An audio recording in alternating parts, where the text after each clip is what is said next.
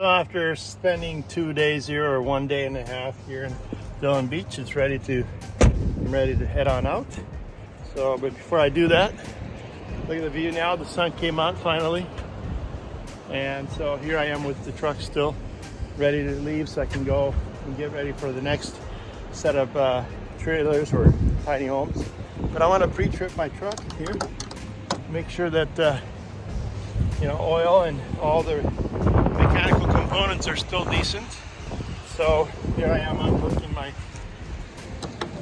hood, and because I've got this brush guard here, it's a pain to actually always lower it down because the hood does not lower without the brush guard. So obviously the brush guard or the bumper itself needs to come forward. So I'm going to do that really quick.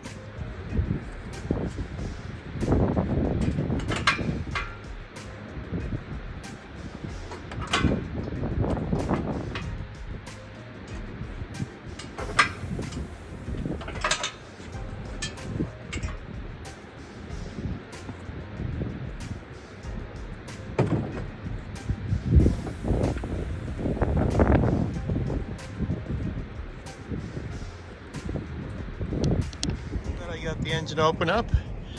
I start my regular pre-trip inspection. I check the fuel water separator over here, the water pump or the power steering pump reservoir, make sure the lines are clean and there's no leaks, no residue left behind. Steering column itself, the assembly itself, I look at the steering column going back up, make sure that's okay.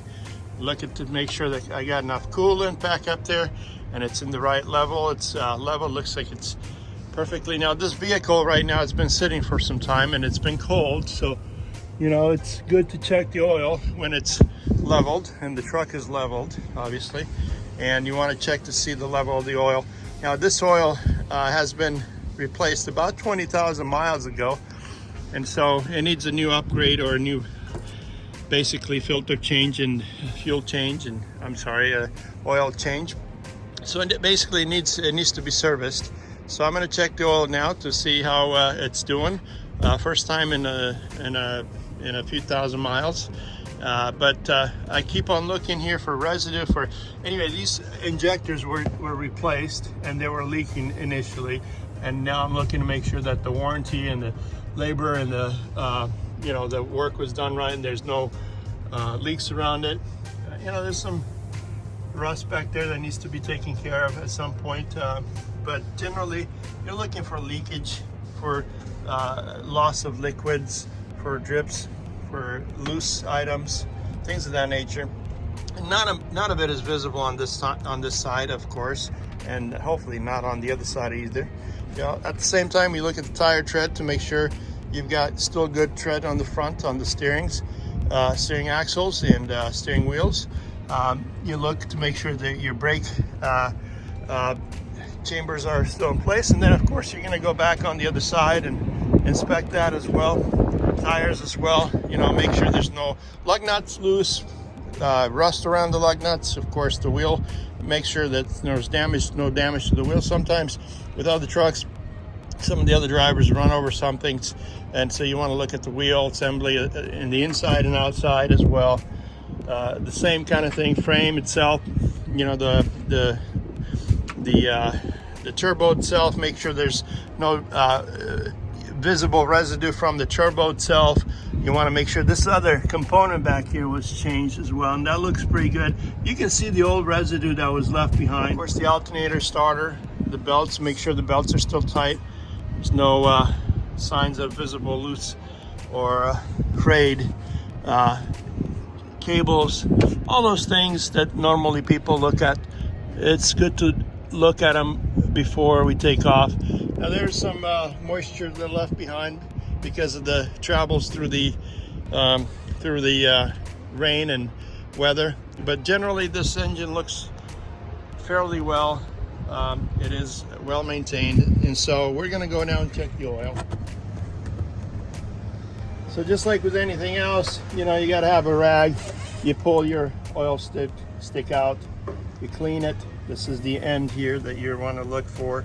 You want to make sure that it's clean and nice and visible, and it's got a maximum and minimum level as well. So You're going to put it back in once you clean it and shove it all the way in and bring it back out again. So here we go. This is kind of where it sits right now, and that is at a maximum level right now, and the engine is it's off, so hasn't been ran. So that means there's enough oil in there. It is quite black, so that means, you know, this is super synthetic stuff that we put in there, so it's gonna last a little longer. We're at about 20,000 miles since the last oil change, but considering that we're full and we're out of the service area, we're gonna last at least another 1,000 miles or so before we get the next service. So oil is good, coolant's good, the fuel water separator is good, the power steering is good, tires are good. You know, all the components look to be as they should be. The fan shroud and the fan looks to be operational. There's no leaks, no visible signs of wear. Otherwise, the engine is ready to go. Yeah, from up north. Did you just deliver one right now? Well, I came in on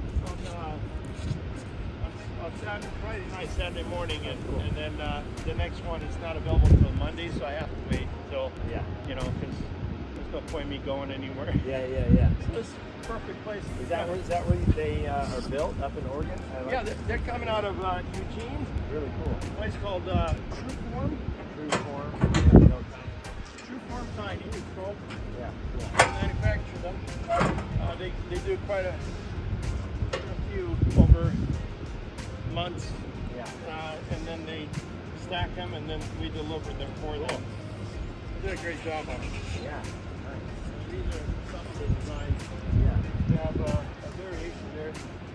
They're renowned or tiny home manufacturer. Before we leave, we have to also inspect, you know, of course, the axles in the back, the tires, make sure there's no nails and bulges and worn out tires. We do have a nail. If you see here, we caught this over at the service shop in this tire, but we're not going to be pulling it out till we get properly in a service bay.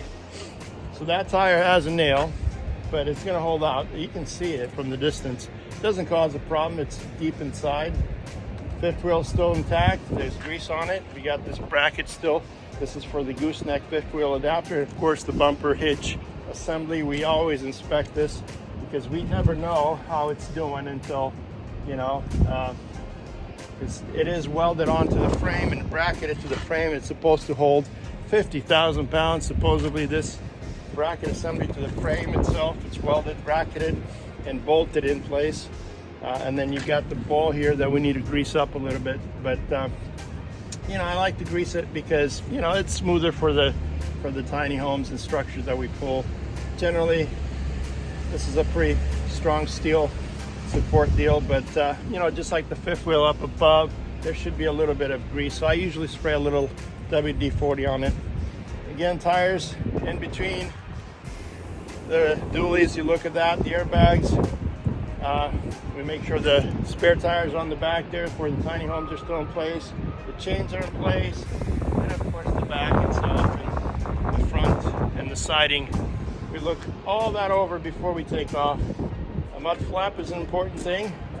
You know, in this case, this mud flap is it's something that we had a add on because the previous mud flap, we lost it in transit at some point, and so we added this additional mud flap here. Always have a backup mud flap in case. But yeah, that's pretty much it. Otherwise, we're ready to hit the road. So before I hit the road, I actually make my own coffee. I have a little Taster's Choice here.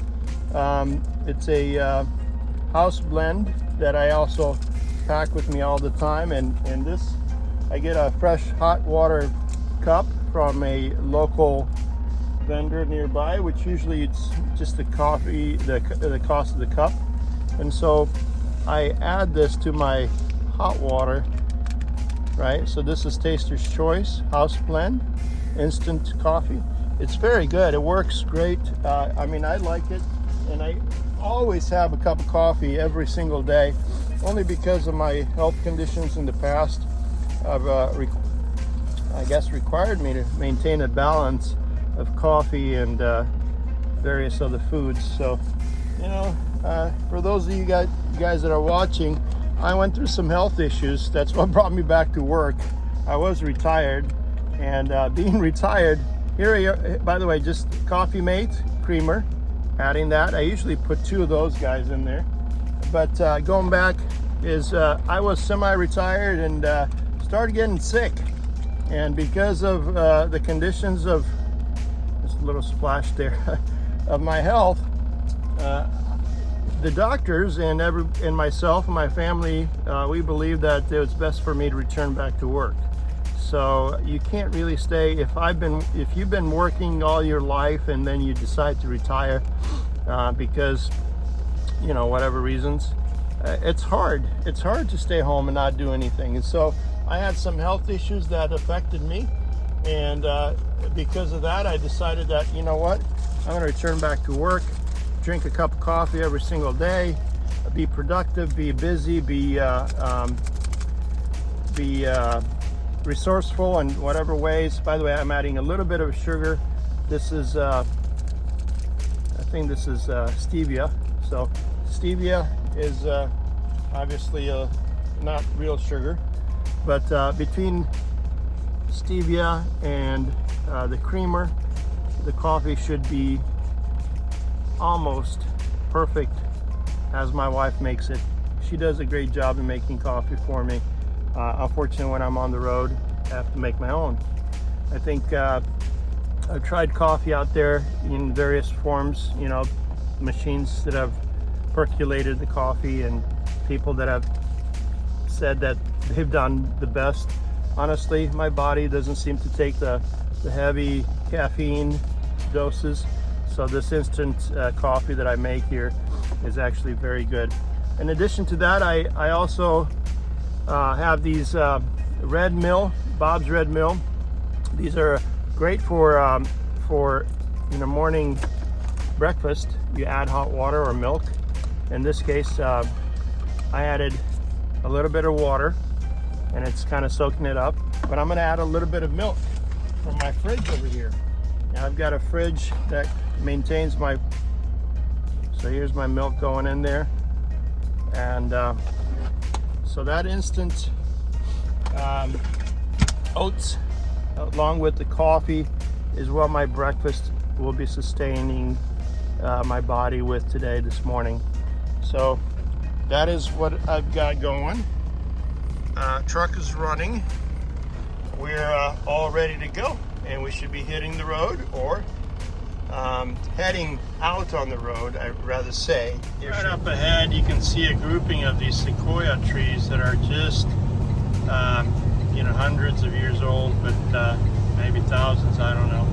But these are not the big daddy, the big guys, the big mamas, daddies, whatever you want to call them. They're just general sequoia trees on the side, grouping around the, you know, the streams or the waterways around the, but they're just massive. You'll see the further ones down the road here. They're just massive trees, and just beautiful, beautiful trees that you can only find in these areas of the world. Look at these trunks here. These are, and so they talk about these as the kings of the tree line forest, as the oldest trees in the world. At the next stop sign, turn right. And I'm going to show you the ones that I'm talking about coming up. Let's try again a bit later.